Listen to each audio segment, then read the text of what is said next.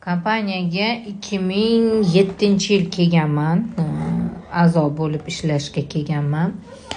Buni yangi maktabga o'tganman. Ikkinchi maktabda o'qirdim-da, yangi maktabga o'tganman. 57-maktabda 10-11-sinf ochilgan va o'sha maktabga borganimda yangi o'rtoqlar bilan tanishganman. Mingchinor qanaqadir anaqa nima deydi?